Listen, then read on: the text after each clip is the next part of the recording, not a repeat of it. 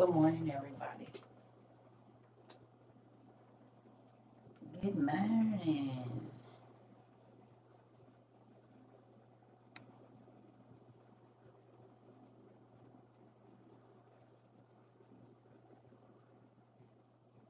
Good morning, everybody. Hold on 1 second, y'all. Trying to get this up.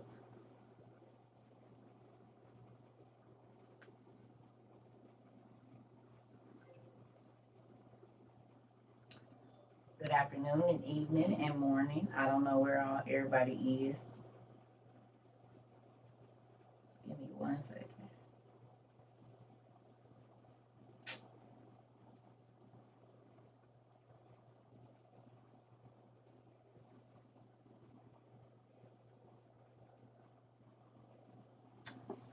Good morning. Good morning. Oh, shoot. No, I can't see nothing. Hola, hola. There we go. Hey, y'all. Look, I'm trying to look and see. So you're gonna need your regular Bible today. We're not gonna be on here long, but I just want to go over something with y'all real quick before I start my day. Is that okay with y'all? Hola, hola. Y'all ready?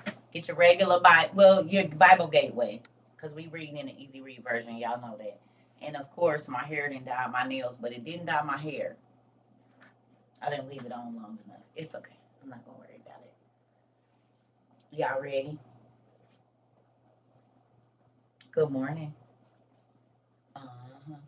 So we're gonna be in Ezekiel 4 in the ERV.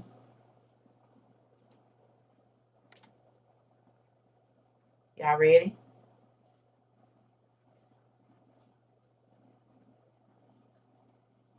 Ezekiel 4 ERV, y'all. I'm about to bust y'all head this, or maybe not. This is really, I don't know what's gonna happen. Ezekiel 4, please and thank you. Y'all ready? Good morning, everybody. Let's see who over here.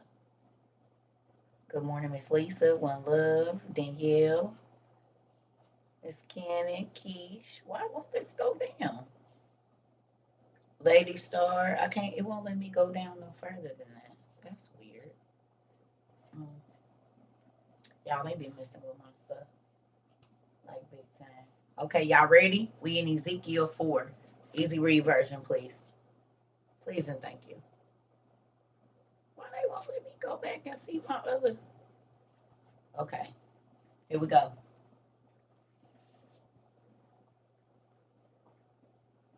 So let me ask you a question. My hair does look lighter. Yeah, no, that wasn't it. I just dyed my roots darker because of the gray. I'm just waiting on my complete gray band to come in, and then y'all only gonna see color on the tips because it's gonna be gray till about my ears, and these tips is always gonna be a different color.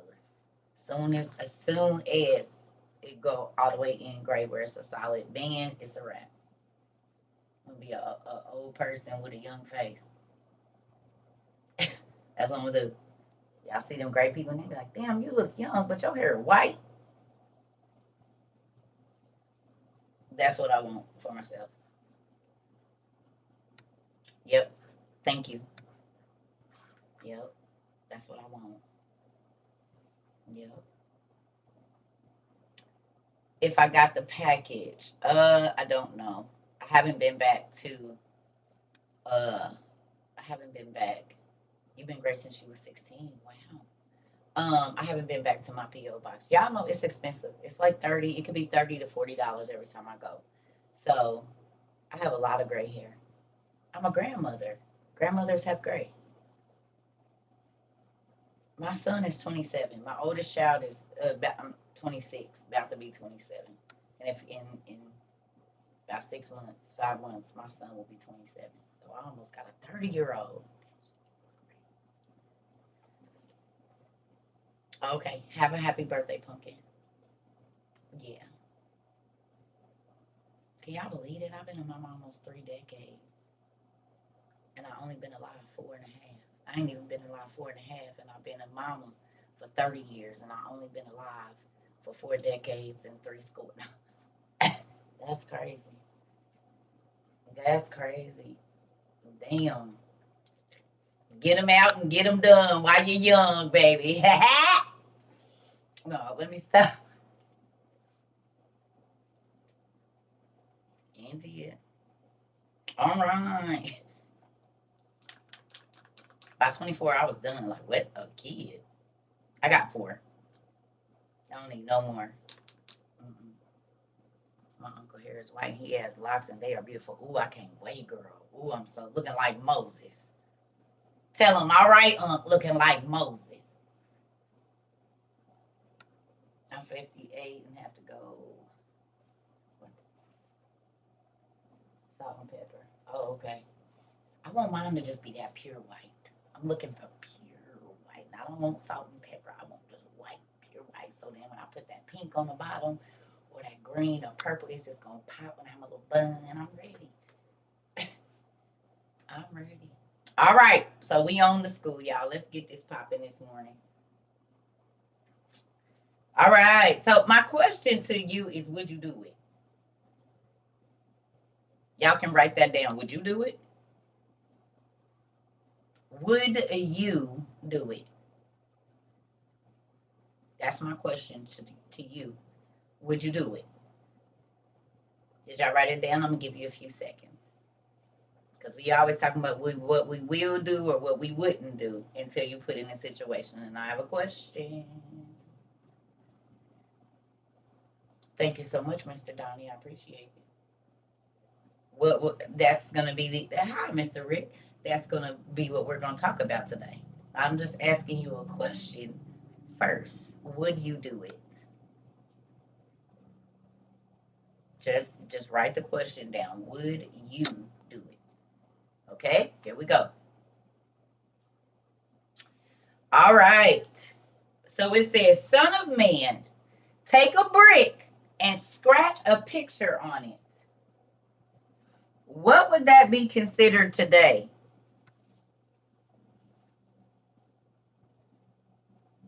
Take a brick and scratch a picture on it.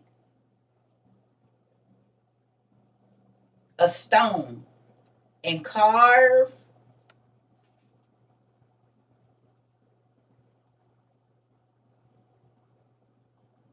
I'm showing y'all.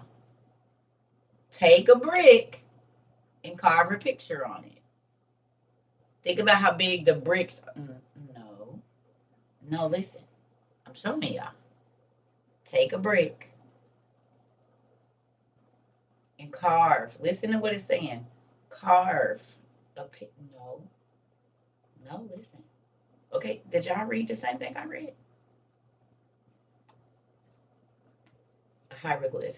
Yes, redfish. Thank you. Yes, a hieroglyph. Take a stone and carve a picture in it. A picture. We would not know what this man looked like if they did not take a stone and carve a picture in it. Because this is on a wall. This is on a big old stone. You getting me now? God told him, take a picture. Take a stone and carve a picture on it. Okay? This. Hieroglyphs. Like a tablet. Exactly. Okay. It says, draw a picture of a city. The city of Jerusalem. And then pretend you are an army surrounding the city. Mind you, this man is good and grown. And God told him to go get a big brick. So basically, who watched Game of Thrones? Anybody watch Game of Thrones?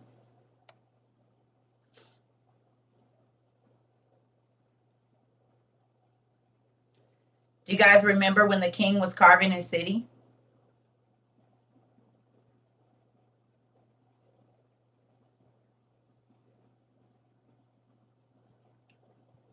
This is the same thing.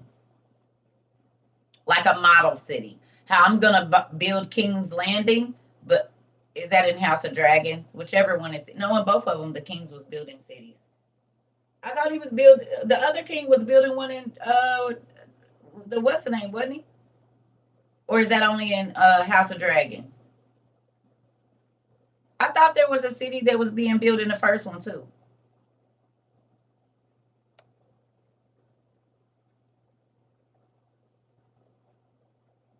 Okay.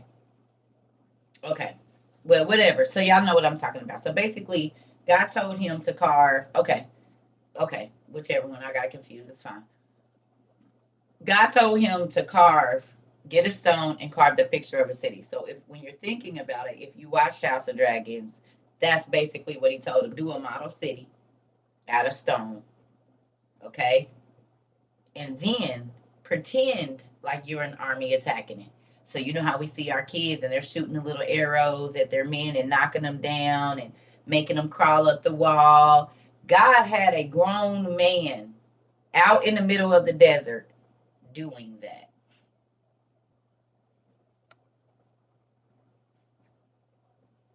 Would you do it? If God came to you right now and said, go outside, go get some sand and build a sand castle in the back of your house, are you gonna do it? Just randomly. With everything you got going on, if God told you don't go to work, don't go to church, see you saying yes now, hold on though. But in order to build it the way you're gonna have to take time. So then you gotta stop work to build whatever he's asking you to build. See, don't be so quick to say yes. I want you to think about these answers. That's why I asked you the question, would you do it? And y'all, I'm probably gonna get a ding because my sink is stopped up. So just don't be being nosy. Oh, sorry, you had a visitor. The maintenance people was coming.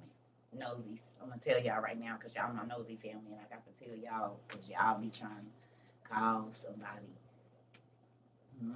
Did you hear the doorbell? Yeah, it's probably a guy. If a man did come over here, you could better well believe he's not gonna come while I'm on live. I know better than that. Y'all too damn nosy.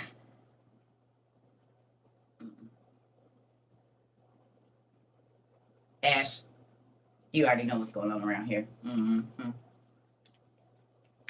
Tiffany.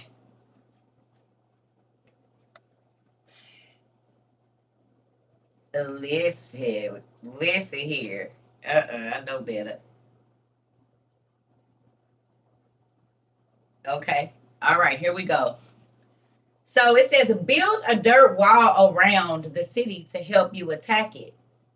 Build a dirt road leading up to the city wall. Bring battering rams and set up army camps around the city. And then take an iron pan and put it between you and the city. It will be like an iron wall separating you and the city. In this way, you will show that you are against it. You will surround the city and attack it. Now, mind y'all, this is a grown man that God is having build miniature battle rams. Go get dirt and build it around this city that he's had him carve out of stone. He got to get little playthings to not mimic, but have playtime about doing all of these things. Are y'all getting this? God has this man doing this. Would you do it?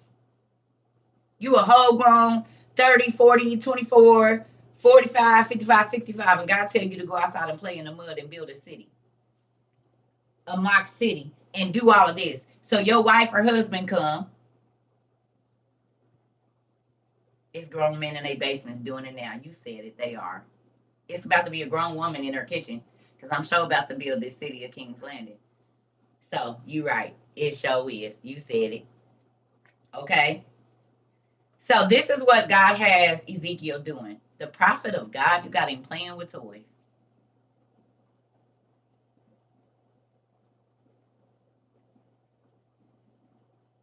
The man that went up to kings and told them blase skip and proclaimed everything over, you got him playing with. He's a prophet of God, and you have him out in the wilderness playing with toys. Now, most of us would say, What does that have to do with my calling? I'm not doing that. That don't have nothing to do. God, you need to be trying to put me in a pulpit, send me to school. And he's like, no, I want you to go build a city and play outside with it.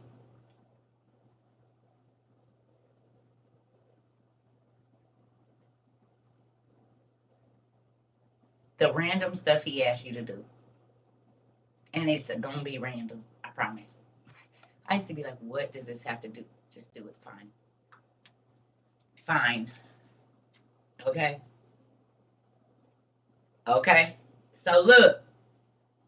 He said, you will surround the city and attack it. This is an example for the family of Israel to show that I will destroy Jerusalem.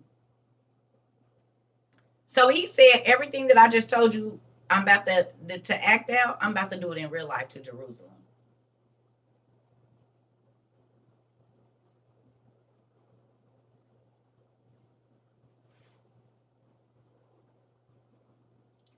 The prophet had to see it and live it before the people experienced it. I'm going to say that again. The prophet had to see it and live it, even though he wasn't going to be in the midst of it. He knew play by play what was going to happen. And he had an overview of it because I'm sure he was taller than the city. Y'all getting me now?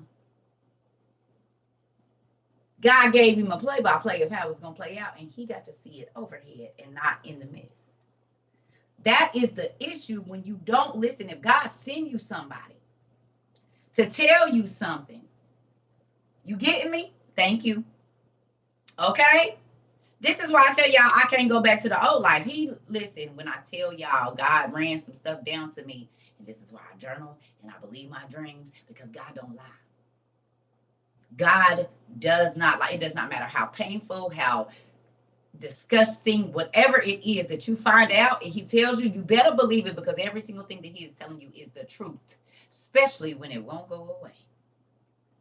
Because he loves you, and when your intentions are good for a person or a situation, and that person is trying to deceive you or do you wrong because you're not, God will show you what's gonna happen before it happen, and it be scary at first, and then you be happy he do it. I promise, it gets real good. He'll tell you everybody's business. You hear me? All the people around you, you know all their business, and you be like, not turning your nose up, but the fact that you trying to tell me that this ain't going on when he didn't already show me. Lies. Okay, so here we go. Then you must, now here we go. Now, my question to you is, would you do it? Don't answer. This is my next question to you. I'm going to ask it again. Would you do it? Would you do it? Okay, so listen. Then you must lie down on your left side. You must do this thing that shows that you are taking the sins of the people of Israel on yourself. I got my right hand right here. I'm telling you right now, there are things that I have to go through that don't have nothing to do with me.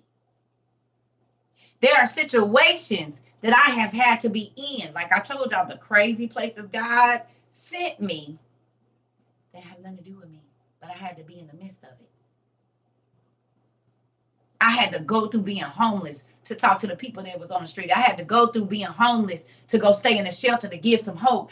These things didn't, my stuff was already ready. It makes no sense that I'm right here. It do, because you a soldier, and soldiers got to go into bad situations to make the bad situations good. And if you a soldier for God, you just going to take orders and go.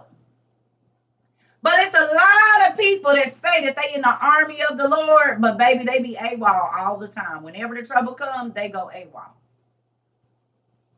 They don't suit and boot. They get it moving. Okay? Hear me. Then you must lie down on your left side and take all the stuff that you didn't do to a person, but you got to take the brunt of it. I didn't hurt you. I didn't cheat on you. I didn't lie to you. I didn't steal from you. I didn't make you feel like you wasn't nothing. And yet, I'm the one that has to deal with the backlash from something somebody else did to you. So I am now having to bear the sins of another person, and I've done nothing.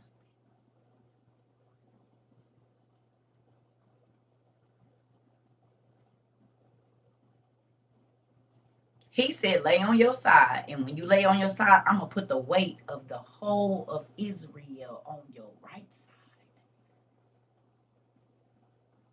All of their sins, all of their mischievous deeds, all of their lies, all of their adultery, all of their wickedness, every single thing that the whole of Israel did is about to be on you. But God, I ain't did nothing. I don't care. I'm about to put it on you. You my servant and you gonna hold it.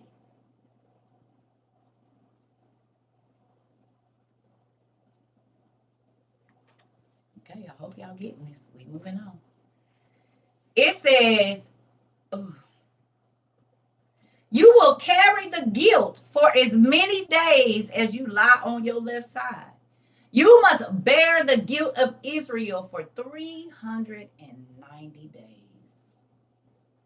In this way, I am telling you how long Israel will be punished. 1 day equals 1 year.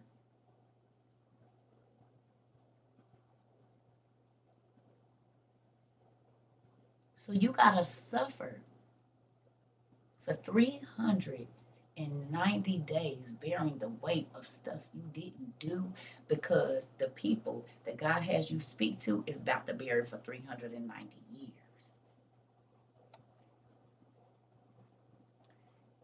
So when y'all hear me say it's a lot of weight on my shoulders, when y'all hear me say that I have to deal with stuff that don't have nothing to do with me, I will connect with a person and see their whole life, and I feel it like they gonna feel it. I see it like they gonna see it, even though it hasn't happened yet. But when I feel it like it's happening right now, even if it's 3 years later when it.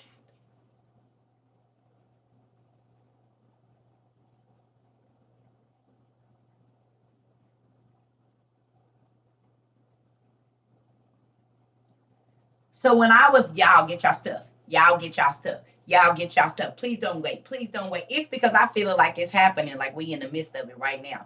This is why prophets be so passionate, the real ones, because they understand if I seen it, it's coming. I can't tell you when just about, and I can't tell you where, but understand you need to get prepared. And you know what people say? I don't want to hear that right now because I'm having a good time. I don't want to talk about that. You're ruining my mood and you speaking negative over my life. Oh, okay. Well, I just had to go through hell to be able to bring you this message, but since you don't want it, since you don't want the information that destruction is coming your way, if I knew that a person was standing by, if I'm your neighbor and I just watched a robber break into your house, close the door, not tear it up, but I see they got a ski mask and a gun and all of this stuff, and I know they're hiding in your house, what kind of person would I be to let you go in your house knowing they in there? And say, oh, that ain't my problem. I mind my business. I can't be worried about that. So even though I don't know you, I would still allow you to be put in harm's way. What does that say about my character? And understand that whatever you give out, you get it back multiplied. Understand that. So there are some people that carry the weight for your issues and they ain't even did nothing. And then when they come and they try to tell you what's coming, you get mad at them and reject what they have to say because it don't sound like what you want to hear, but they didn't already seen what's going to happen to you. They already know what's going to happen to you. And people don't listen because it don't sound fun. But this prophet Ezekiel had to bear the weight of the whole of Israel, and he hadn't did nothing. He had to take time away from his family to go carve out the whole city and then be out there acting things out that was getting ready to play out. If God will make Hosea a prophet marry a hoe, he said, God, I ain't never been with a loose woman. He said, I know, but I'm going to need you to go and marry this hoe, and ain't none of the kids going to be yours because I want Israel to see how they be doing me. She going to run off. She ain't going to stay. She going to be screwing everybody, and you going to have to take care of them kids and feed them till they look like you. Would you do it? You a virgin, and he tell you to marry the neighborhood hoe. Women or men, however it go. Would you do it? That everybody know what they like.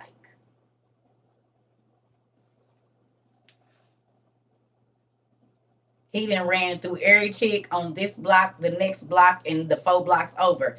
And now he tell you, now make him your husband. Ooh, Dad, that's community meat. I don't want no parts of that. Huh? Huh? You said I got to marry the... But God, he did it to her. She did. Marry him and love him. Jesus. Please don't kiss me. I'd kiss the bride. No, don't kiss me. It's all right. Kiss me on my cheek. Here. Just kiss me on my... Kiss me right here. No, don't hug me either. Just stay over there. We're married. That's fine. No, you can sleep in your room and I'll sleep in mine. Right. Shake my hand. Shake my hand in. Right. Or as my daughter says, hand hug. You go try to hug my oldest daughter. She says, okay, hand hug.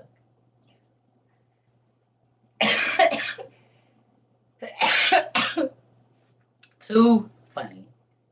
That's what she do. For real. Okay? So look. Would you do it? Would you do it? Would you do it? That's what I want to know. Would you do it? Okay? All right, here we go. So he said, Act 6, after that time, you will lie on your right side for 40 days. This time you will bear the guilt of Judah for 40 days. 1 day equals 1 year. I'm telling you how long Judah must be punished. Do you know that there are people in life God already showed what's going to happen to you? I keep telling you that. And people don't listen. They don't listen. They do not listen. Because it don't sound like what they raggedy friends is telling them who want them to stay in these crazy situations. Okay? So look. 7, it says, now roll up your sleeves and raise your arm over a brick. Act like you are attacking the city of Jerusalem.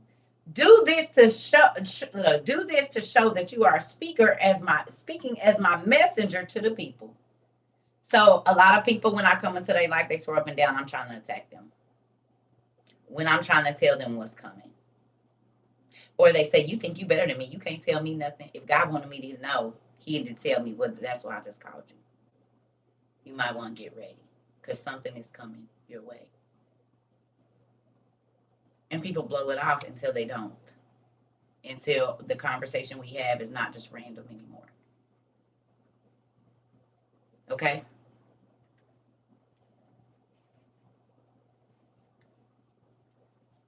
Then they come back later. I just told God, I'm tired of people only loving me after or appreciating me after I'm gone away from them. I want them to see my value in the beginning.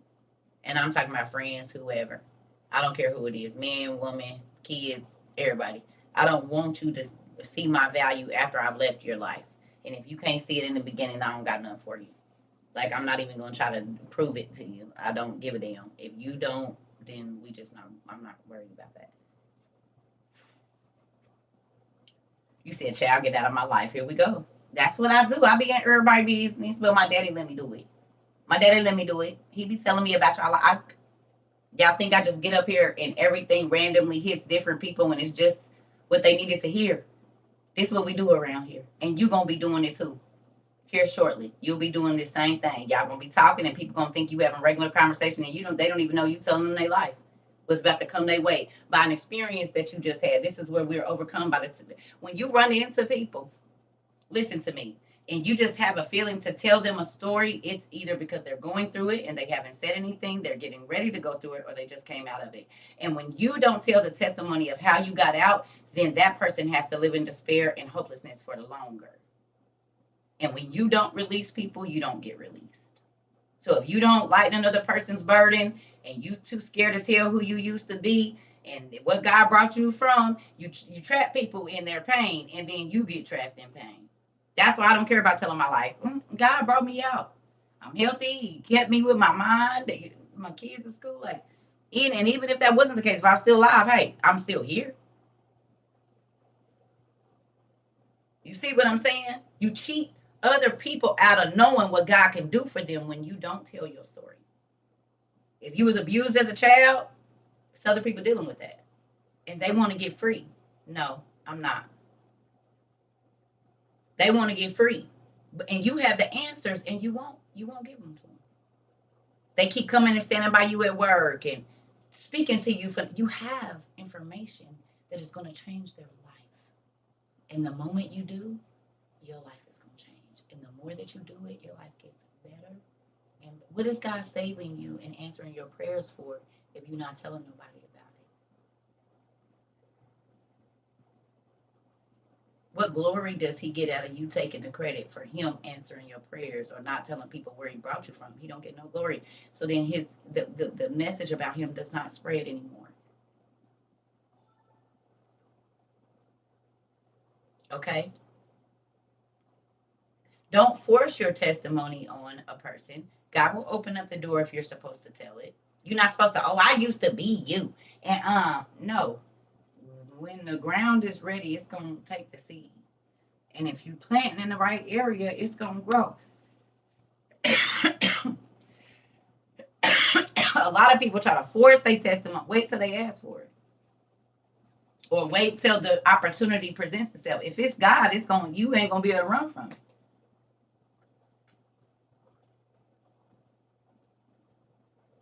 You won't be able to run from it. It'll be right there. So let's get this popping because it's about to get good. And my question to you is, would you do it? We just don't answer. Just think about it in your mind. Would you do it? So we on 7. Here we go. Would you do it? Would you do it? It says, now roll up your sleeve. Oh, we did that. Okay. He said, now roll up your sleeve and raise your arm over the brick. Act like you're attacking the city of Jerusalem. Do this to show that you are speaking as my messenger to the people. Now look, I'm tying ropes on you. You will not be able to roll over from one side to the other until your attack against the city is finished. So for 390 days, he had to lay on his right side. And then another 40 days, he had to lay on his left. He could not, God literally tied him up to where he couldn't move. Do you know how uncomfortable that would be? Your arm going numb. If you sleep on one side too long, you get to roll over. God wouldn't even let him roll over in his sleep. And I know this. These things have happened to me, which is so crazy. And then when it was happening, this is when I found out what my calling was.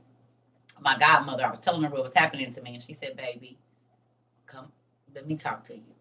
She said, have you ever considered that you might be a prophet? Baby, I said, no, mama, that's not my thing. And she said, well, I want you to start studying the prophets and look at their life, baby, and tell me what you see. And when I tell y'all, I cried my eyes out for a long time. For a long time. And I ran from this for a long time. Because why I got to bear the weight of stuff I didn't do? Why I got to go through stuff that y'all about to see. Ezekiel said the same thing. I'm about to show you. Look. You must get some grain. We at 9, y'all. You must get some grain to make bread. Get some wheat, barley, beans, lentils, millet, and spelt. Mix all these things together in one bowl and grind them to make flour. You will use this flour to make bread. You will eat only this bread during the 390 days that you lie on your side.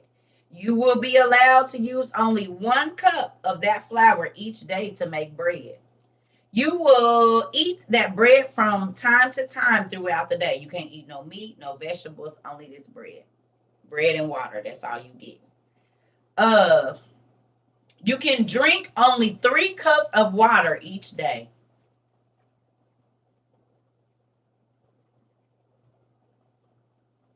Famine. If all you like when you in jail, they only gonna give you like back then. You got bread, a small loaf of bread for the whole day, and water 3 times a day. They'll bring that bucket around, pull that spoon up to your mouth, and you better drink as much as you can because you're not getting none until the next time they come around, and it's only 3 times a day.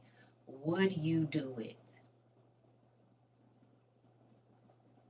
See, we always talking about we'll walk for God and man because God don't give us stuff, but what are you giving him? What are you willing to sacrifice? If he tell you to do something weird, is you gonna do it? Something that makes absolutely no sense, are you gonna do it? Or you going, I ain't doing this no more. I've been doing this a year and I ain't seen nothing. And oh, okay. Okay, because you ask for a lot, but do you do a lot? Can God wake you up in the middle of the night and you'll get up? If he tell you to go do something, will you do it? But you sure do got a long list of stuff you need him to do for you.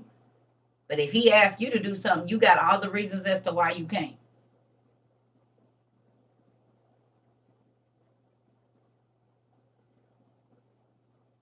But he's supposed to jump up and make you a millionaire, make your life easy. What do you do for him?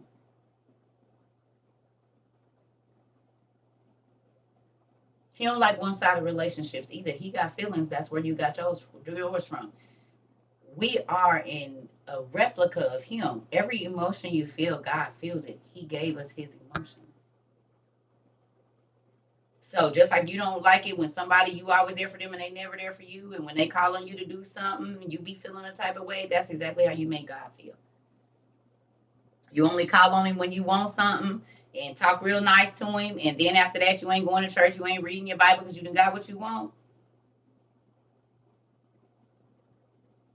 How do you treat God? I told y'all, God, me and my girlfriend just talked about this morning. God started letting my kids and the people around me treat me like I treated him. Like the nigga I didn't want to talk to like that. I talked to him when I was just bored or when I didn't have nothing to do. People started doing me like that. And then my kids would just want everything, everything, everything. But I asked them to do one thing and they never did it. And he was like, are you upset? Good. So you asked me to give you this. I did it. And you went right back to what you said you wasn't going to do. You didn't keep your word to me. You let God down repeatedly. How long would you want to be around a person and keep giving them everything that they ask for and they keep getting what they want, and as soon as they do, you don't hear from them, you don't see them, they're not talking to you, they're not asking questions because you done took care of their itch, their problem, they scratch. So you in full attack mode. I see what you're saying. Where Queen is? Oh, there she go. I was waiting for this. She woke up and chose violence, but you got on her today. She came in late. She didn't hear it. I'm good. And I ain't got no tomatoes. All right. So a question again is, would you do it? Okay. I'm just asking that question. Would you do it? See, because we complain about what people doing to us, but do you ever think about how you treating your father? But you don't, because he's God. And you mean like our kids do? We just supposed to know all the answers, and our husband, our wives, you just supposed to know, and it don't matter what you're going through. I need to take care of me. Oh, y'all didn't know y'all do your daddy like that? We think our father's the ATM, the realtor, the whatever, but then we don't gotta keep the property up. We don't gotta come back and pay the payments like we said. We don't gotta do nothing. You said, ouch. Uh-oh. So I'm going to just keep reading. Here we go. So now, not only has God had him build a play city and go out there and play. Uh-oh. Not that you got the tomatoes. Here we go. All right. Well, he told me to teach this yesterday. I know I'm supposed to be off. He told me to read it today, and so today was the day. Moving on. You said Jesus. Sorry. Okay, come on. You're welcome, Purple Star. Here we go. You said holding the throat. What you say? Ooh, let me clutch my pearl. Hold on. He always coming over here. It's Monday. Let's get to start. Week started out just a good run. Okay, here we go. So he done already put him on a fast, and he can only eat a little bit of bread and only drink. He's in the middle of the desert. Y'all do realize that? Did y'all pick up that point that he's in Jerusalem in the middle of the desert? Only getting to drink, I think it was like 6 ounces of water at a time for 390 days in the middle of the Arabian, basically, desert. You can only drink 6 ounces of water. So 18, roughly 18 ounces, maybe 24 ounces of water for the whole day. And a loaf of bread this big for the whole day. So you got to piece that out. I'm gonna eat a little bit at 12, and it's hot.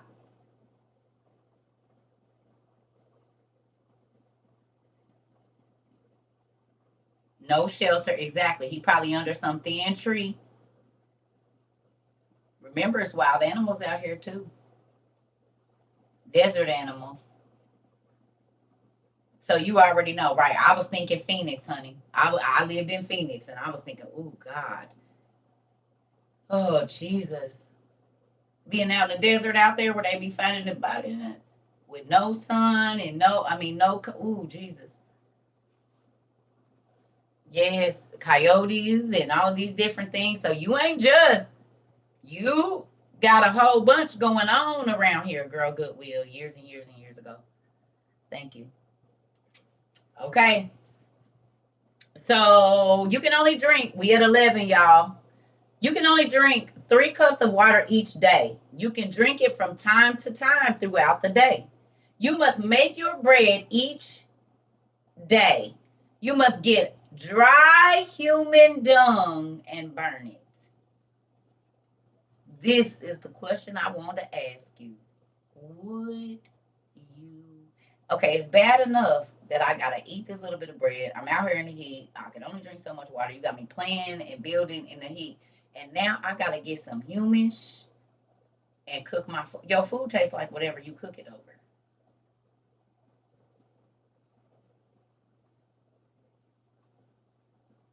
This mess is been in somebody's booty hole, which means I gotta go collect somebody else's it and cook my food on an open fire. You know for a fact that your food, that's why we do mesquite wood. That's why we do cherry wood. That's why we do hickory wood, because the smoke flavors the meat.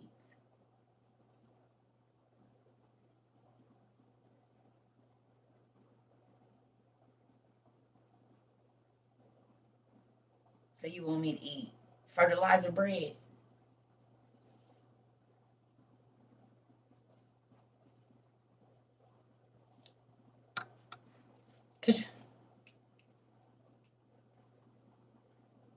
Could you imagine going in the toilet and getting somebody's poop out of there? And then waiting for it to dry and cooking your food over it? I know y'all done been in the bathroom after your husband, wife, and kids. You don't even want that in the toilet. Like, what did you eat? And now I gotta take that and cook my food with it. And people will say, God wouldn't ask me to do something like that. Well, he sure asked Ezekiel. That's why when people tell me, oh, God wouldn't, I said, if God told you to leave your job and everything, all your everything, God wouldn't ask me to do that. How do you know? Because the stuff that he asked you to do don't sound nothing like what the humans be wanting you to do. I promise.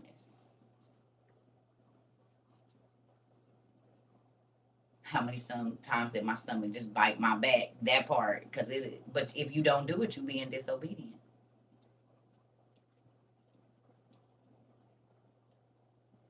He's giving you direct instructions on what he wants you to do. And if you don't, remember I told y'all some stuff is time sensitive, and if you don't listen, it could be detrimental for you. So he's giving you a direct order, and that's why I said, would you do it? See, everybody's like, yes, yes, yes, I would, and yes, and yes, and yes, no, and no, and no. You was not about to go get in that toilet right now after your husband or wife come, or kids, and go scoop that poop out the toilet, sit it outside and let it dry, and then cook your food over it. You're not going to do that. That's why I said be careful of saying yes before you know what you're saying yes to. That's why you see before each and every last one of these, I said, would you do it?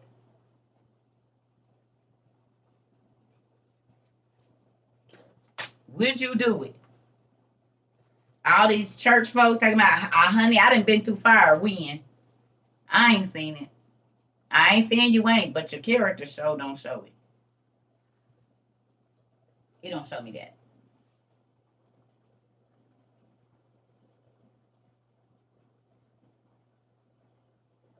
This scares you because you don't know if you could see, and God can bless you because you're being honest.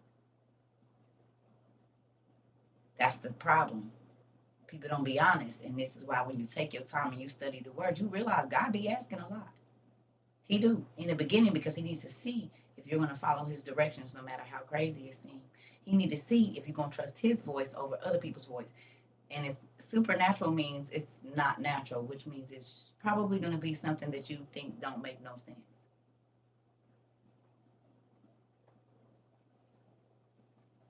Okay. All right, here we go.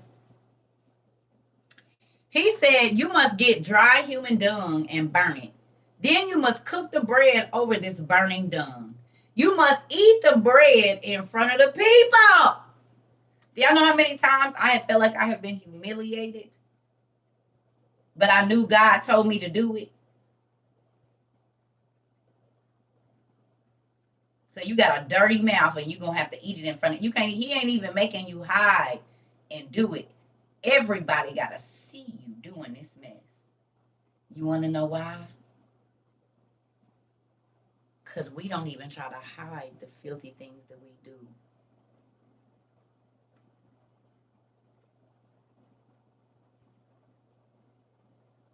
We do them blatantly, online, adultery, blatant, stealing. I'm a scammer. I'm a blatant. He said, no, because this is how y'all do it in front of me, openly. Don't go hide it. Y'all do this mess openly, right in my face.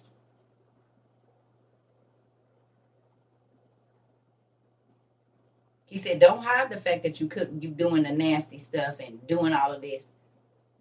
Do it out in the open. You didn't do your sin in the hide, and you did that in the open too. Just as big and bold as you wanted to. So don't hide now.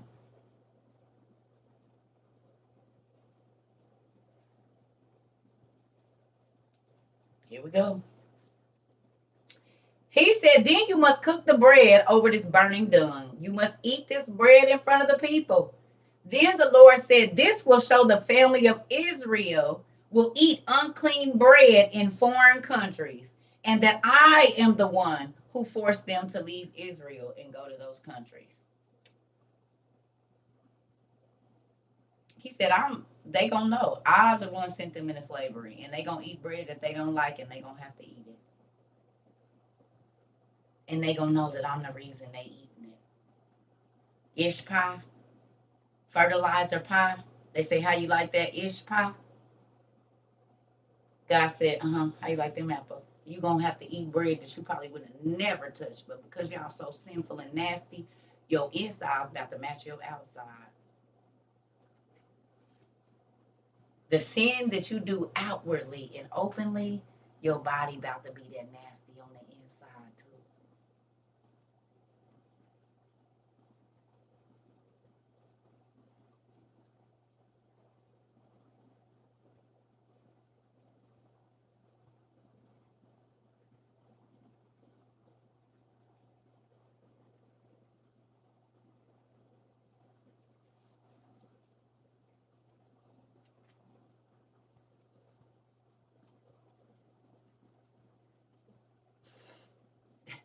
That's why I be like, this fluffy Jesus they selling y'all, my daddy is a beast. And I don't say that in a mean way. I'm saying he the goat.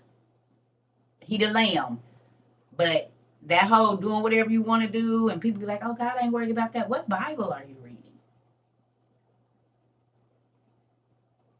He dropped the whole civilization of people down on the ground because one person stole a cup and swallowed the ground up and closed it up on top of him and said, and anybody else got a problem. What Bible do you read? The nigga stole a cup and a sheep. If I'm not mistaken, a cup and a sheep. And God opened up the crevice of the ground and swallowed his whole family and all of his descendants up and closed it up on top of them. And said, do anybody else got any other problems? Do anybody else got any other issues? Okay. I'm just checking to make sure. Because anybody else got an issue with what I said, and anybody else act like they can't follow directions, this is what's, I got something for y'all too. That's why he said, don't be worried about revenge. I got that. I can get them back where they'll never forget. And I bet you they won't do it no more either. That's why I'm going to forgive you. I ain't got to do that to make your life hard, because, baby, you probably come back to me crying. Not because of whatever, but because of the way that God has stepped down in your life.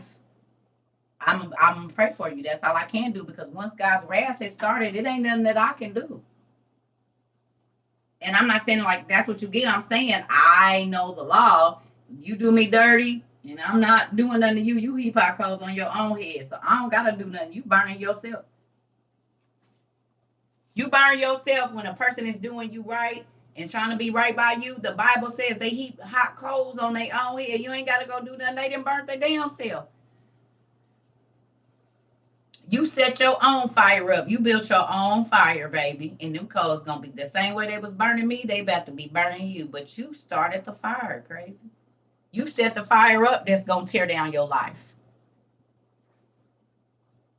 Whatever that first wood piece is, you done got your circle together. Oh, yeah, thinking they setting a fire for you and making the fire hotter for you, and they don't even know that they about to be the one in it.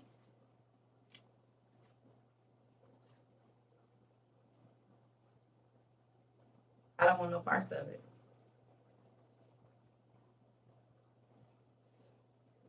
Okay. 14. Then I said, oh, but Lord God, I've never eaten any unclean food. I ain't never did all the stuff that these niggas is doing. But I got to suffer for it. I didn't cheat on my husband. I didn't steal from the bank. I didn't sell drugs. I wasn't a hoe. I'm a virgin. I got, but then if God has called you, you got to go through stuff so other people can be okay. And so that other people can understand. And that's how I look at my life. I had to be in a whole bunch of places that I probably would have never been in. But I had to go there so that people could understand my life and I could help them understand life. I had to go through things that I wouldn't have ever been here. But I had to be there. You don't know what God is going to ask you to do. Are you willing, though? And this is why he said the harvest is ready, but the laborers are few. Everybody talking about they worship God. They not about to get down and dirty in the mud with him and go really into the dark places and get his people and suffer and have to be in places that are uncomfortable for them to bring a soul to Christ. They're not going to do that. They don't, because that's not a blessed life to them. But a blessed life is being used by Christ in any way that he can use you. That's a blessed life.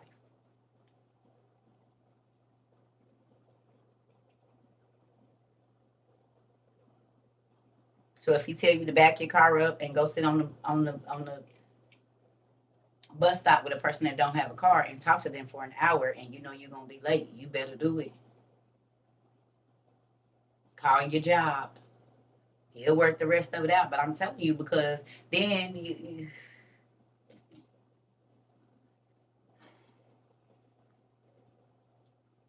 here we go. He said, I ain't never ate nothing nasty. I have never eaten meat from an animal that died from a disease or from an animal that was killed by a wild animal. I have never eaten unclean meat, not from the time that I was a little baby until now. None of that bad meat ever entered my mouth. Then God said to me, very well, all right. I will let you use dry cow dung to cook your bread, and you don't have to use dry human dung. Then God said to me, Son of man, I am destroying Jerusalem's supply of bread. People will only have a little bread to eat. They will be very worried about their food supply, and they will only have a little water to drink. Every time they take a drink, they will feel more afraid because their water about to run out. This is because there will not be enough food and water for everyone. They will be terrified as they watch each other wasting away because of their sins.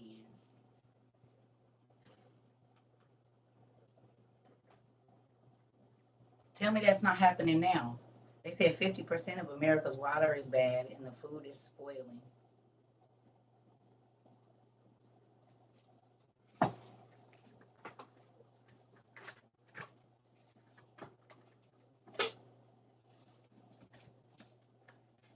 So it's not about to be a lot of food and it ain't about to be a lot of water. And God told us last year to go get water filtration and He told us to stock up on food.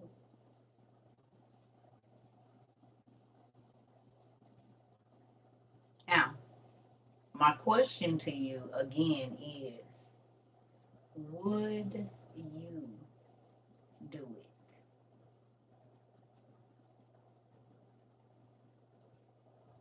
It's a lot of people that get up here and talk crazy to me, but I tell y'all, they have no idea what I had to go through to get the wisdom that I have. They have no idea what I had to go through to get the information because God is a practical God. So once He gives you the information, now you got to go and do your clinicals to make sure that you got it before He can certify you in the task that He is giving you. People just want to enroll in the school and then be a professional where you got to learn in between there. And the way that you learn to walk with Christ is He's going to put you through situations to where you learn what to do and what not to do.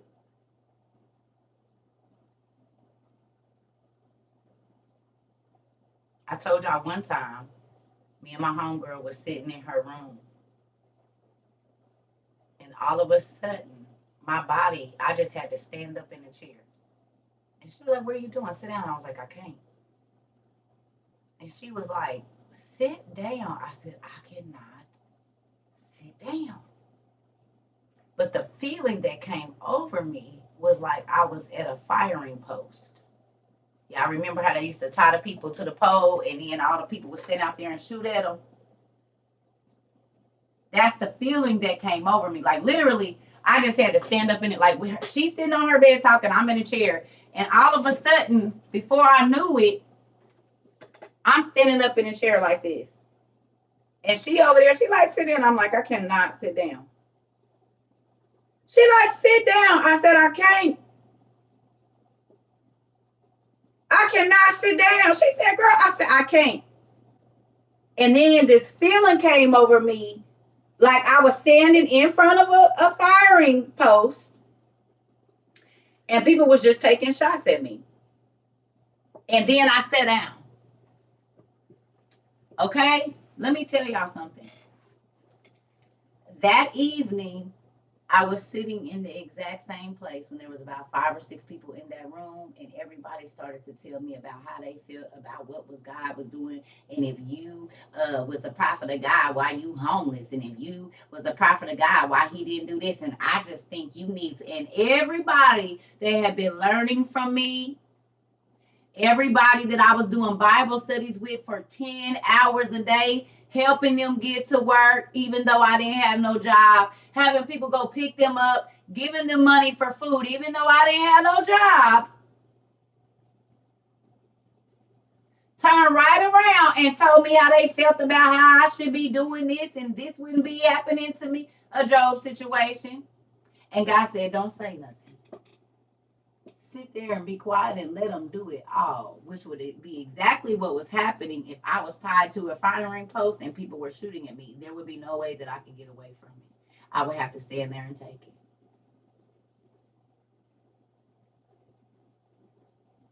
Because I'm tied up, I can't move. There's 5, 6, 7 people in here taking shots. I'm talking about everybody in the room has something to say. These is all people I done laid hands on, helped them with their life. And when I tell y'all I was heartbroken, But God said, just take it. Tears is just rolling down my face. He wouldn't let me say nothing. I had to just sit there. And every single person in that room, there were things that God told me about them that I told them. And guess what happened? All of it came true. The one lady, God told me her heart was bad. She ended up having real bad heart problems. I think she had to get some of her lungs cut out. The one lady, like it was all of it.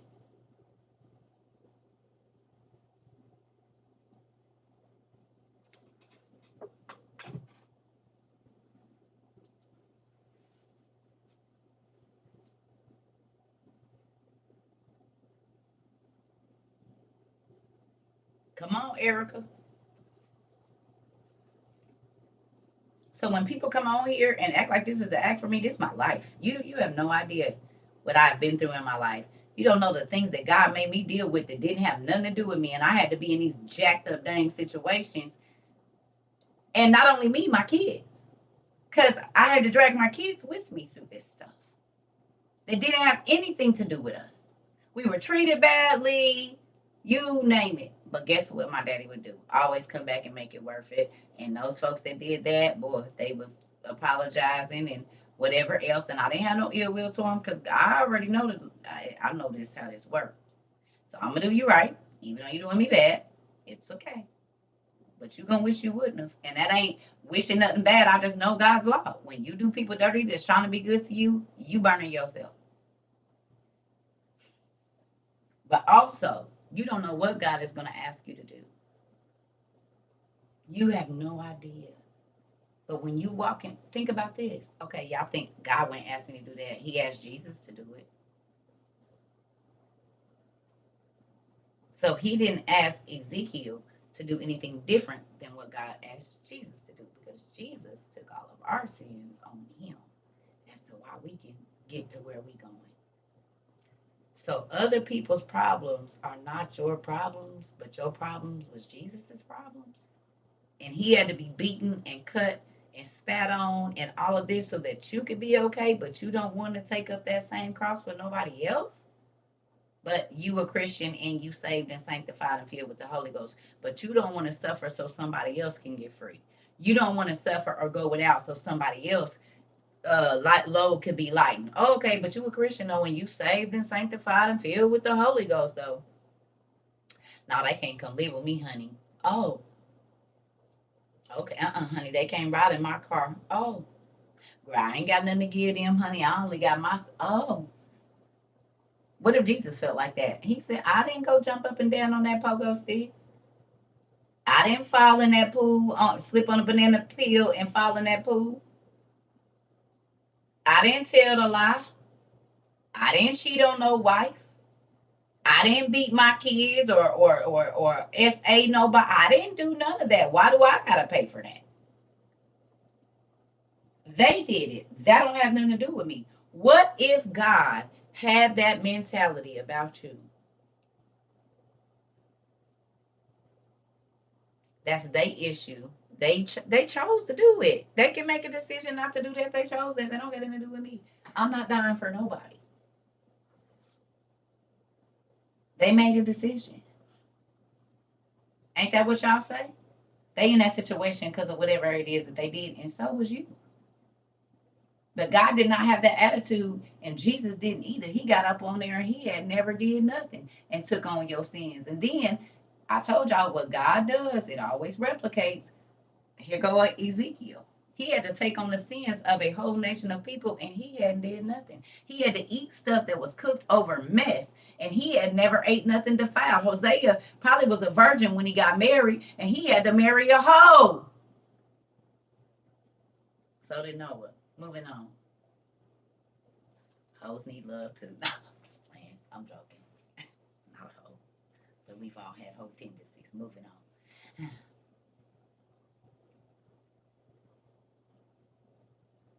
If you sleep with more than one person, you're a whoremonger or a hoe. Who knows that?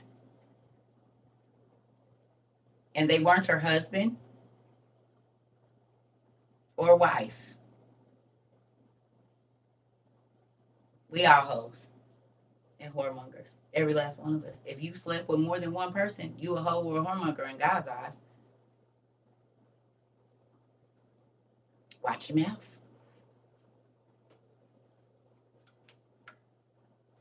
Because he said you married to everybody that you sleep with. So how many husbands and wives do you have, adulterer?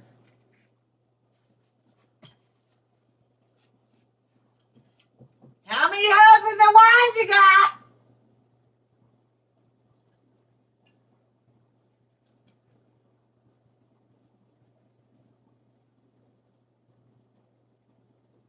Jesus told the lady at the well, and we're going to say it was a man there too today. He said, where your husband? She said, I don't got no husband. He said, yeah, I know. You didn't have 5, and now one of them yours. You've had 5 husbands, and not now one of them was your own. Sir, you've had 5 wives, and none of them was your own. She said, you didn't chose right. You discerned right. Hold on, how you know my business? Wait a minute. Is you a prophet or something? Who told you my business? He said, the one you got at your house right now ain't yours. You said free throat chops today. Folks, get them while you can. Not my neck. And I just came in. Oh, Lord. Yes, I woke up and chose violence. Actually, my daddy chose violence at about this time yesterday because he told me to teach this yesterday.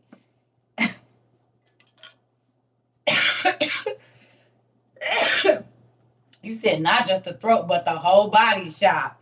I told you I was going to give y'all a whole body workover back. I said come with the hockey gear on.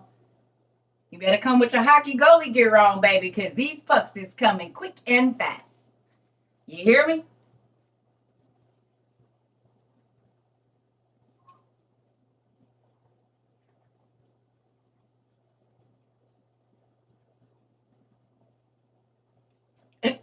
No, hello. Huh? I got Jesus on the main line. I told you. You said you're telling today. Well, go on and call him. He up there. He waiting.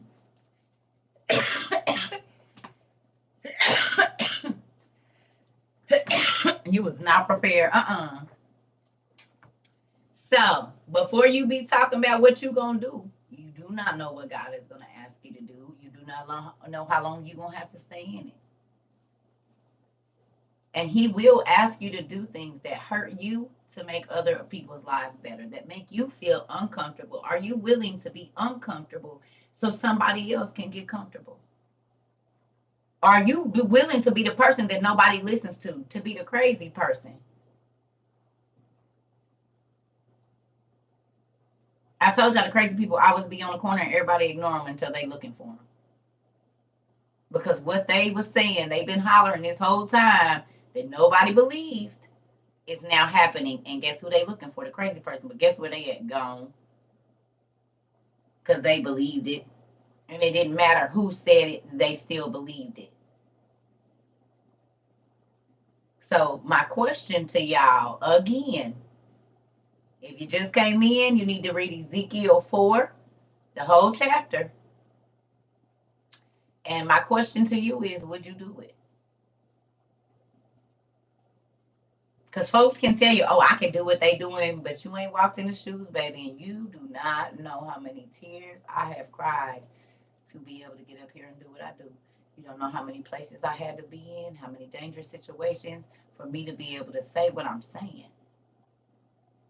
Like I told you, I told that young man at Riley Hospital that day, when he saw what happened with my daughter, he ran up to me, he hugged me, and he said, I can see the anointing all over you, and I want that. I said, oh, wait. I said, because what you see in me came from a life of pain. He said, I want it. I gave him my number. 7 days later, that young man called me at 6 or 7 o'clock in the morning in tears. He said, do you know who this is? I said, I know exactly who it is. He said, my 90-day-year-old sister, 3 months. We woke up this morning, March the 6th, 2014. I'll never forget it. And he said it was blood coming out of every hole in her body and she's dead. And he broke down and he said, what did she do to anybody? She was only 90 days old.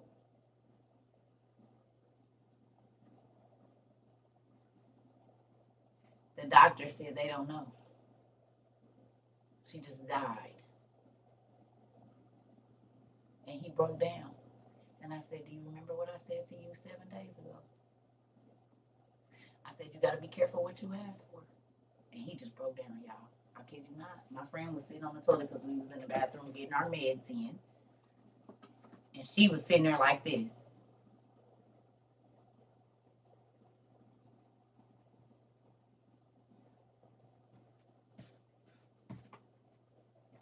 Thank you, Miss Carrie. But look what had to happen for me to meet him. My daughter had to be diagnosed with a brain tumor 30 minutes before that. You see? My daughter had to be diagnosed with a brain tumor. So I just got the worst news that I've ever got in my life 30 minutes ago. But the reason this man was so in such amazement is because God had been telling me optic nerve for a whole month, and I did not know what it, a whole week. I kept hearing optic nerve, optic nerve. I was like, what? Me and my girlfriend had a situation. She was coughing. She kept talking about her eyes kept going dim and bright. She hadn't taken her contacts out, and she had forgot. But out of nowhere, I say to her, maybe it's your optic nerve. And we bust out laughing. Every day for 7 days, optic nerve made us laugh until we peaked, until the 6 days, until the 7th day. And on the 7th day, we got up and took our kids to the eye doctor, and optic nerve glioma became the worst word I had ever heard in my life. God let me laugh about it with her for 7 days. We would just think about how silly she looked, and we would cry. I'm talking about laugh till we peeing on ourselves. We was laughing so hard. And then I take my baby to the eye doctor, and they say, oh, her sight is changing, blah, blah, blah. And then I get up and take her to Riley the next morning, and they tell me, your daughter is blind in her right eye, and she got a brain tumor. It's called optic nerve glioma.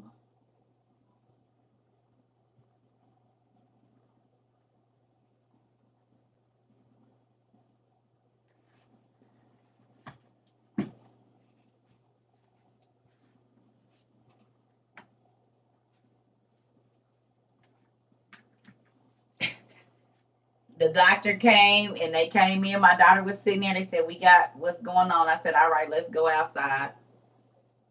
I didn't told the story.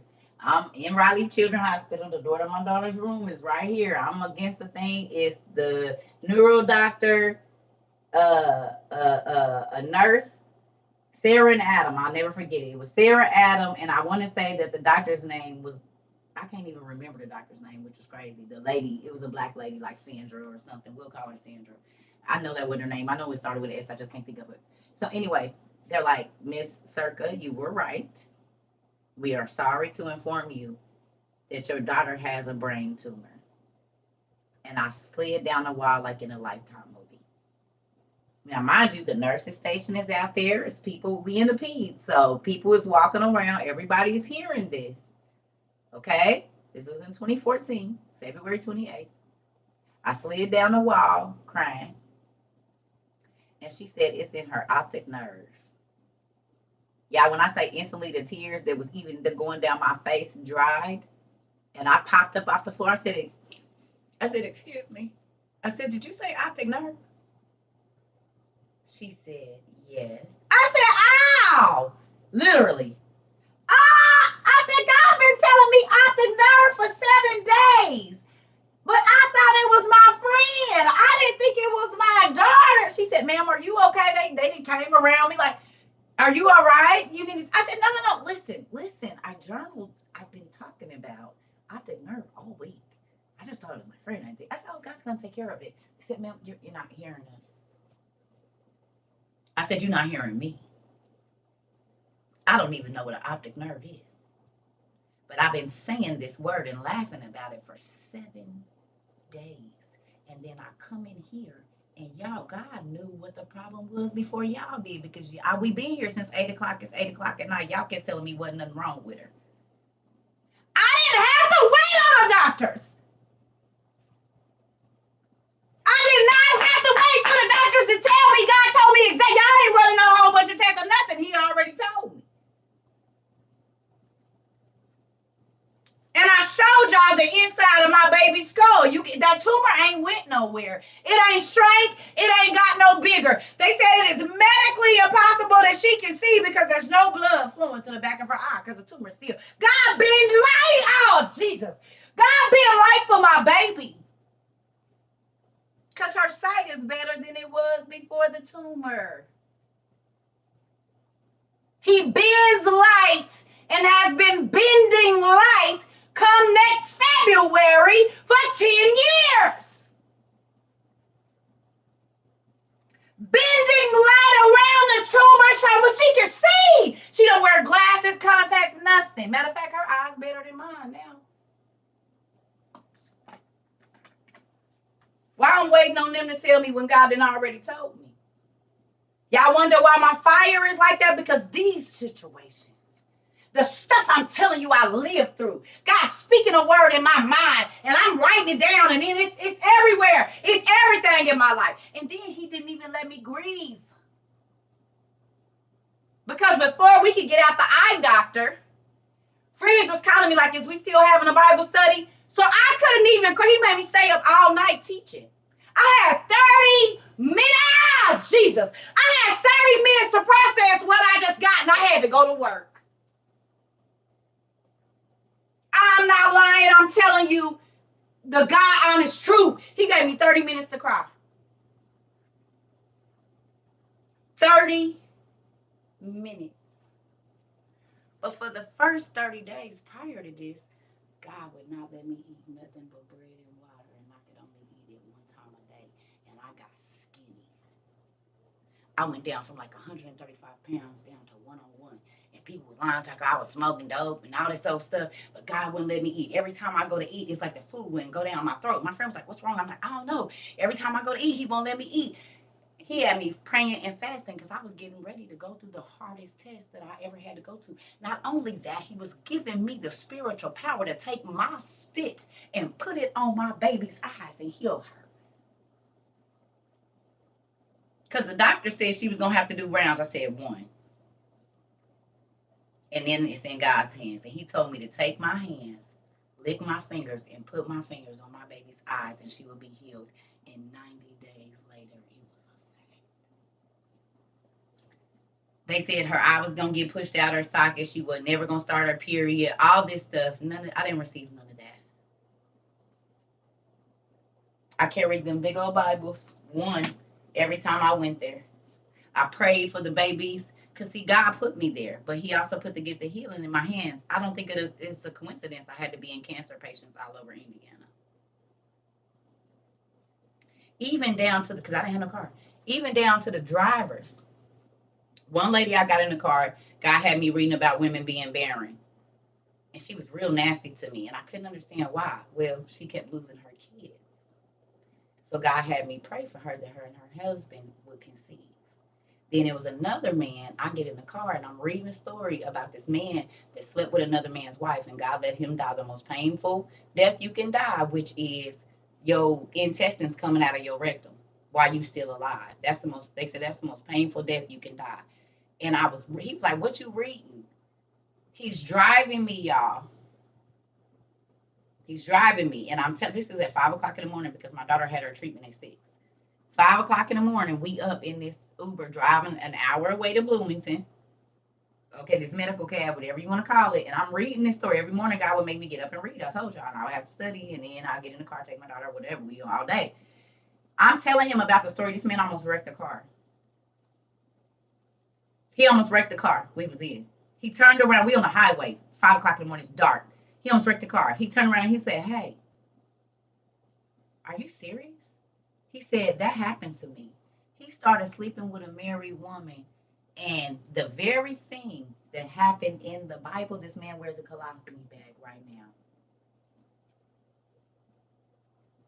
He went to the bathroom and his intestines started to come out his rectum. This was in 2014.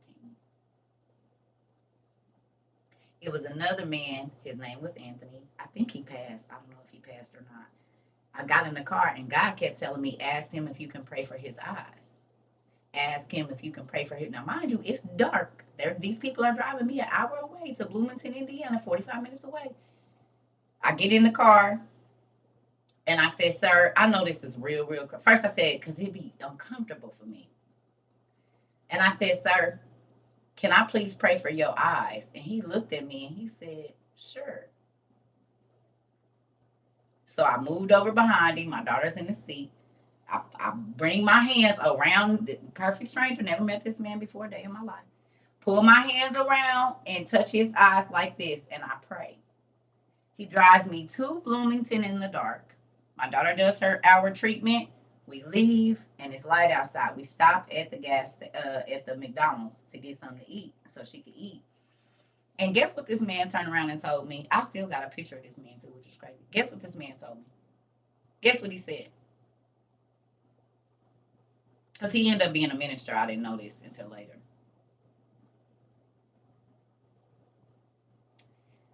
He said, sister, I don't know how you know, but I left the house without my glasses and I can't see barely my hands in front of my face.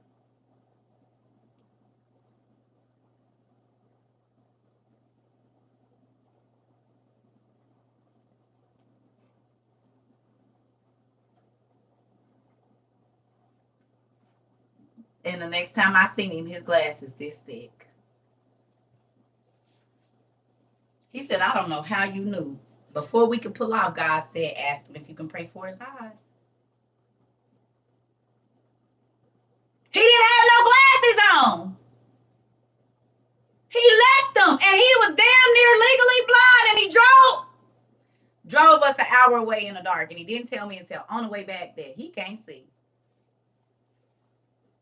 You want to keep ignoring the still small voice in your life? Then don't be mad that crazy stuff keep happening. Because God tells you, you have to listen. This is why you got to get all that extra noise out. Folks is just calling you to talk stupid. God be trying to put some stuff in there. The devil sends those people to your phone, to your email, to your inbox so that you can't hear. They are distractions so you can't hear the warning or whatever it is that is coming your way. That's why I don't be around a lot of people, because I don't need that noise, because I need to hear.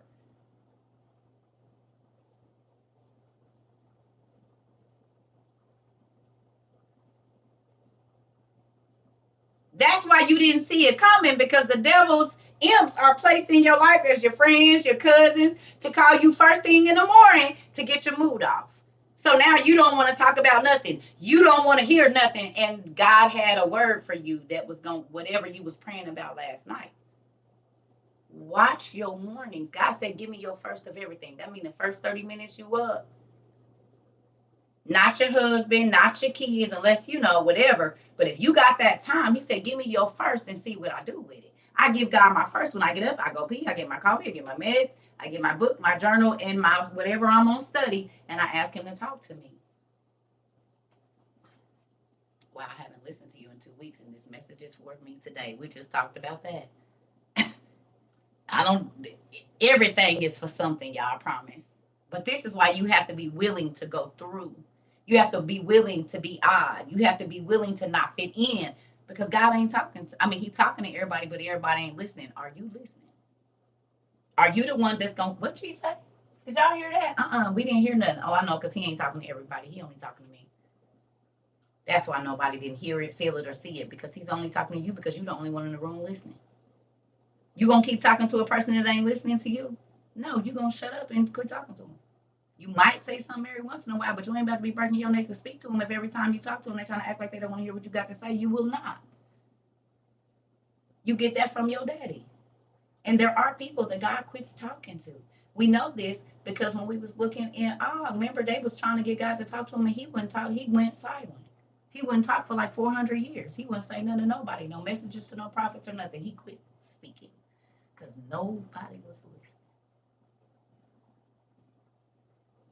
So if God keeps giving you instructions and you quit listening, why is he going to continue to talk to you?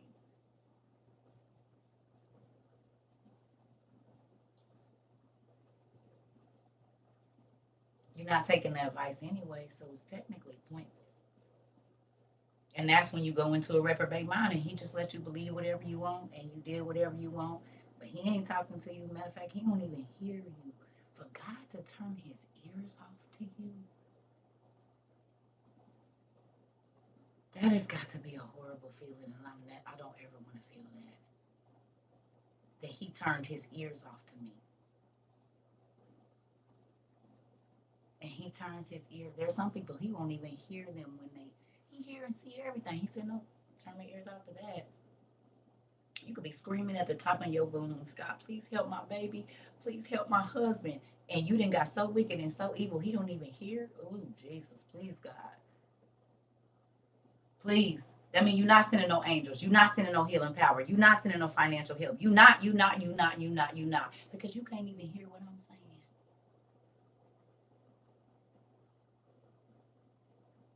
This is why God turned his ears off to Saul. This is why Saul had to go visit the witch of Endor, because God was not listening and he was not talking to him. So then he had to go and go talk to the witches. Was she able to bring Samuel's soul up? Yeah, it says she brought his shade up. He said, don't worry about it. You ain't going to have to ask me no questions, because you and your son's about to be down here in Hades with me. We'll talk about it tomorrow. Y'all going to lose on the battlefield tomorrow. You and your son's going to be down here with me. So even in death, the prophet was still prophesying, because the next day they died on the battlefield.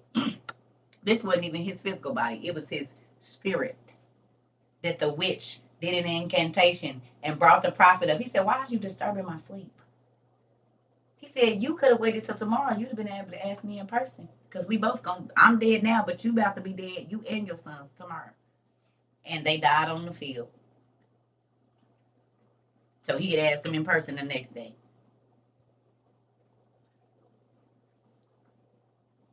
We'll talk about it tomorrow. But God quit talking to him. God told the prophet, don't say nothing else to him.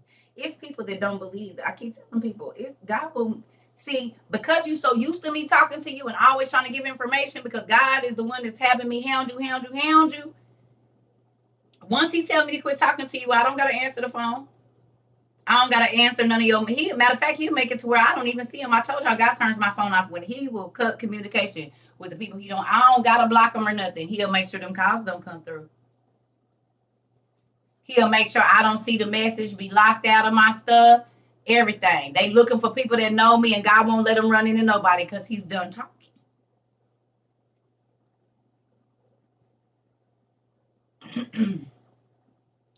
And that has to be kind of like punishment if these is coming from people. Okay, y'all ain't never even met me in person, and y'all say y'all hear my voice in y'all head when y'all get ready to do stuff. What do y'all think happens to the people that actually meet me in person and we live around each other? Like my ex-husband, you got me telling you stuff every day, and now he said all I do is hear your voice in my head, and you can't see me. I know that gotta be torture. You can't call me and hear it. You can't call me and get no more advice. You can't call me and get no more direction. And now you got to deal with people that's not concerned about your future.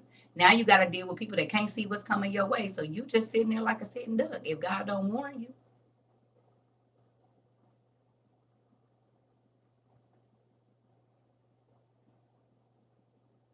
Some people don't understand your value until you gone. But it's a lot of people that used to tell me what they don't want to hear, and now they be trying to find me so that I could tell them something about their life, and God be like, no, I vaguely remember you saying you don't want to hear her. That was me sending her to you. That wasn't her. That was you. She don't give a damn because you don't have nothing to do. And I ain't gonna lie, I used to tell people, listen, this is your business. I still will say this. What's going on in your life don't affect me at all. So if you don't want to take the information, that don't have nothing to do with me. Because when I hang up, you still in the situation, or it's still coming your way. It don't have nothing to do with me. It's not gonna affect my life at all. So you take it or you leave it. Now, when I first started this, I would cry and beg and be trying to, and they would block me and everything. Now I'll be like, here we go. Have a good day. I drop some seeds and keep on going now. I drop some seeds, take it or don't. I'm not worried. Y'all see, I'll be like, look, I'm only talking to the people that's listening. If you are not one of those, I'm going to need you to exit left, because I don't have nothing to say to nobody that ain't listening. That's pointless. I'm wasting my breath and time. I could be building my city. No. Mm-mm. Mm-mm. Nope. Now, I'm going to cheat on something. I ain't going to say it's cheating. My godmother she sent me something because there's some stuff going on in my life, like I told y'all. Thank God he sent the lady. How y'all feel about me is how I feel about this lady. So I needed to hear a word and right on time. And I'm grateful for God because he knows exactly what each and every last one of us need. But with that, I need y'all to read this. Y'all reading assignment for today. Y'all ready?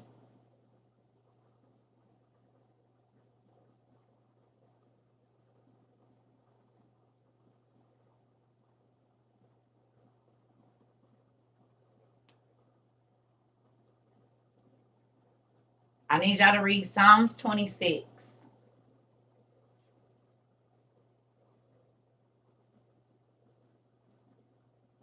Psalms 120. I'm sorry. Psalms 126. Psalms 126 is y'all reading assignment today. Psalms 126. I'm sorry, not 26, 126. I don't know. I might come back on later. I don't know for sure. I got a lot of stuff I got to do this week, so I'm probably going to be missing in action. It's going to be hit or miss. We actually have $1,700 for our back to school drive. Good job, guys. And then I'm going to add a couple Zetos with that, just a few, not a lot. Y'all know we ain't got money like that, but $1,700. So I'll do the video of what you need to do if you want to try. And we ain't gonna be able to do everybody. I'm just gonna whoever God tell me to pick, I'm gonna pick that. But I'll give y'all the instructions on how that's gonna go. I'll probably do that tonight so we can get this stuff out by Friday for sure. So yes, I'm excited. Thank you to everybody who donated to our back to school fund. We about to try to just help some parents out a little bit, even if we can only do one of your kids. That's one you didn't have to buy for. Yes, you can still donate. I was gonna do it until Friday. Yes, I have Cash App. Tatnai Place. TATNAIPLACE. You'll see our gold tree on there, I think. And so we're gonna try to help a couple parents. We might not be able to do your whole family. We might do one kid from your family. Maybe we get 17 families. I don't know, but whatever it is, however we gonna do it, we gonna bless some people because I have 4 kids in school. I know how that is. It's expensive. And thank you to everybody who I do have PayPal, but I don't know how to do that whole thing of sending. I don't know because I don't know. I don't know. Look up CERCA TROVA PayPal or Tap My Place PayPal. That's what I'm gonna say. I know we got it, but I don't use it to send money or anything, so I don't know. Cash App is Tat Not Place. TATNAI. Like tat, and then NAI. Tat Nine, one word, place. PLACE. And please hashtag back to school drive or back to school, whatever, so I know to put that money with that. Because when I got on there, remember I told you I hadn't checked it. When I had looked last week, it was 1,200. It was 1,700 in there now. So we getting close to 2,000, and that's a lot of school supplies. I'm gonna just send everything from Amazon. I was gonna get bags and put them together. I'm not. I'm gonna look at that list, see what they got, pick as much of the stuff off of there, whatever, however. TATNAI. Yes. Yep. Yep. Thank you so much. So we got to give back. Y'all know we try to do something every couple months or whatever. So what? Christmas time, we did the water straws and stuff like that. We've been giving like every 6 months or so. We do our thing around here, and I'm very grateful for that because, you know, gotta give back. Gotta let folks know that you love them and take care of them, and you know what I'm saying. We can't do everything. We can't. We don't got millions of dollars or even hundreds of thousands of dollars. We get a certain amount of thousands of dollars every month, and we do what we can with that. But every single month, people have been able to get assistance since we started. Whether it be free books, a little help on their rent, a little help on. Yes, I love you, Tom. A little help. I mean, like I said, we can't pay your whole rent. We can't pay your whole bills, and if $4,000 comes in and there's 4 people or 6 people that need money, and then we're still sending out books, y'all, I can only do what I can do for that month, okay? So that, I mean, we get money, but it's being spread between a lot of people, okay? Sometimes we don't get as many book requests, but then that's the month we get a lot of bill requests. Sometimes we get few bill requests, but we get a whole bunch of book requests. You know what I'm saying? And y'all got to think 2 books is $120. So if I send out 40 sets of books, or 20 sets of books. I mean, y'all do the math. And we've been sending out books for a year and a half already and helping folks. So, yeah. And then, like I said, if we send overseas, sometimes the price to send it overseas is more than the book, like double the book price of the book, like $90 to ship it, but the book is $50. So that's $160 that went out for one book. But we want everybody to get it. We want to, So you see what I'm saying? So just know that, and that's why I said sometimes I'm getting paperwork together. I gotta print out all the cash apps and put them with the month. I do a lot of stuff when I'm not on here. The website, if we gotta, I try to put like the journaling classes. Then y'all got me building the we doing the thing. So it be a lot of stuff that I don't even say about on here that I'm doing, as to why I don't be able to be on here all this long now. So. And then I got to try to find the time to live my own life outside of that and put myself out there so I can find my Mr. Sir. Well, he can find me, that part. Because before this ends, I plan on having me a strong back gentleman to help me run and build our house out in the wild. God gonna send him. I keep him strong. Listen. I already got all my own tools too, and my own tool belt. I don't need your tools. I got my own. I just need you to bring the truck in your back. Mm-hmm. That's it. That's all. Got all the camping gear we need. I got our tent. I got everything. I just need you to come with that back so you can lift all this stuff down the stairs. That's it. That's all. That's all. Mm-hmm. And dig a good hole. I even got our trenching tool. It's gonna be. I'm gonna make it easy. Mm-hmm. I'm gonna make it real, real easy. Yeah. Oh, it's coming. I didn't do wrong by my husband, so I know it's coming for me. I ain't sad about it. And I wait on the right thing. I'll be in here by myself every day. I'd rather be by myself and happy than with somebody and miserable. I can't. I know folks can fake it for a long time, baby. I cannot. You will know it in my face and you will know it in my actions that I can't do it. I can't even do it. I ain't gonna be able to fake it. I'm not. You gonna know. So then I might as well not even live this lie. And it makes me sad that people get used to and comfortable living different lives, baby. But them is the people that's always irritated.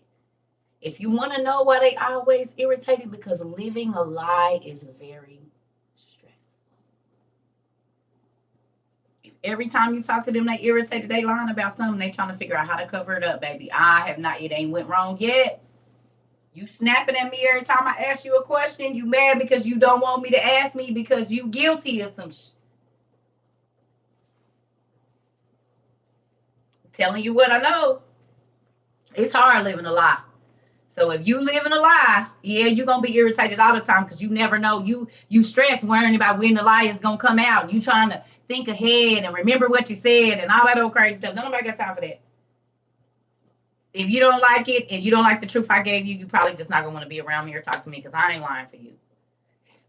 To make you feel good or nothing, I'm about to tell you what it is and move it right on along. So you get to ask in person questions and they get loud and irritated and all of that, it hit home. You right on the right track. My daddy is giving you the info you need. Back up off of it and wait a little bit. He gonna tell you what to say every time, and you will see that attitude change and be like, "Oh God, thank you," because you sure did tell me. You sure did tell me. Yeah, y'all see what's going on here. Y'all know what's going on. I gotta go. It's hot. I'm about to go. I gotta go get me something. Whew. Hot flashes, boy. How do you become an oven from the inside out? And then folks be thinking I'm trying to be hot and have my stomach out. No, I'm trying not to sweat to death and pass out on y'all. Listen, because this middle part is what be hot right here. Y'all see it? I got a whole puddle in my belly button. I be trying not to. Listen here. I got to stay cool now. Goodness gracious. Yep. Y'all see it. Y'all see it. It's horrible right here. I'm about to go. But nigga be on here sweating to death. My mom used to see her, she'd just have sweat pouring. I'm like, it's 64 degrees in here. Why is you sweat? We freezing and you, now I understand. My house is on 69 as we speak. And it stays on 69. And I got a mini air conditioner in my room with the fan. And a blow dryer on the side of the bed for when my feet get cold. Because the rest of my body be hot, feet be cold. It's crazy. So I love y'all. I hope y'all enjoyed the class today. Did y'all learn something today? Who learned something today? Who got chopped in the throat? Anybody get chopped in the throat? I'm sorry, y'all. I'm about to go. So y'all didn't see the sports probably before. It's hot. Oh, Jesus. Who? Y'all learned something today? Yeah. Okay, good. I hope you felt a few throat chops. I hope you did. I hope you did. But okay, so let me ask you a question. Now that y'all been getting cut on, do y'all feel better? See, when God cuts you, it heals you. When the devil cuts you, it bleeds you out. Who got that? When God cuts you, it's to let the infection out. When the devil cuts you, it's so you can die. Mentally, physically, emotionally, financially, spiritually, whatever. So you still gonna get cut. And it's still gonna hurt. But one of them is to save your life and one of them is to take your life. And that's a real thing. God is cut, like when they drill holes, like if a person get into a car accident and they drill holes in their head to relieve the pressure so the person don't die, that's what I'm talking about. That's a painful surgery, but it's needed. So the words that I'll be saying, the way that God had me talk to y'all, the way that he had, it's needed. But it make your life better. Your stress then went down. Your blood pressure then went down. I'd rather have be cut on and it be a surgery that's gonna save my life than somebody playing what you call it with me. Saw. Remember the movie Saw? How he put them in there and he cutting on them and doing all that, but it changed their life for the worse. Now, a surgeon uses those same tools to save your life.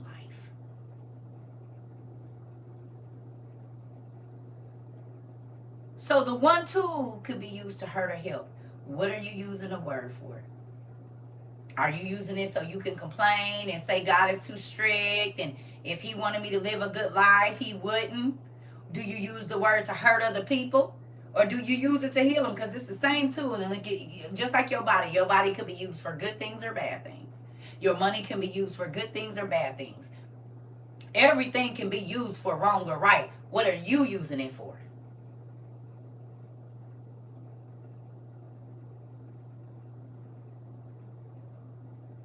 It's all about the intent. Come on, Stacy.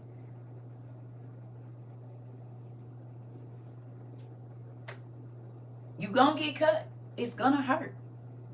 But is it helping you or healing you? Is it taking off, it's amputating your arm, amputating here, then this is what the devil do. He taking it so that eventually you're not going to be able to walk. You're not going to be able to, it's just, he's like gangrene. Sin is like gangrene, and the longer it stays, the more tissue is going to affect and kill off. The more of your life, as long as you stay in sin, continuing. Everybody is a sinner, but when you continue in sin and you're getting worse and worse, it's like gangrene. And eventually that stuff is going to have to be cut. And if it get too bad, it's going to make you toxic and it's going to go to your brain. And then, well, we know what happens after that. Because the Bible says the wages, the cost of sin is death.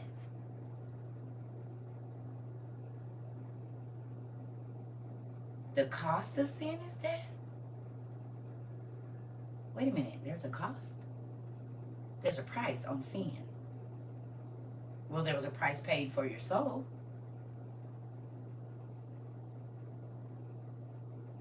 So I guess so. And the cost that was paid for your soul was Jesus' life.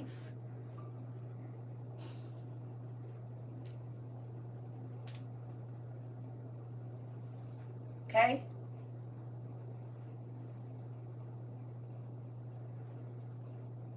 Put it in a different perspective, don't it? Puts it to a completely different perspective when you look at it like that. So be careful talking about what don't affect you and what ain't none of your business and what don't got nothing to do with you, because it could have everything to do with you.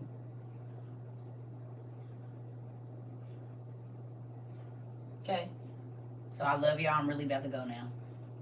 I hope y'all have a great day. An amazing day. Yeah. I love y'all. Everybody. Have a good day, y'all. See y'all.